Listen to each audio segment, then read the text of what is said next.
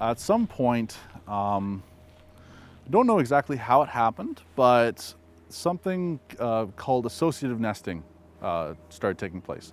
And that's where the herring colony started nesting next to bald eagles' nests. And this sounds very counterintuitive because the bald eagle is their main predator. But what happens is the bald eagle is also fiercely territorial. It doesn't like other bald eagles encroaching in its space. The model is called predator protection. Unprotected colony, the survival rate is roughly 0.9 to 1 chicks per nest, roughly. In the protected colony, it's usually above 1. So it is 1.1, 1.2, 1.3 chicks per nest, which is significantly higher.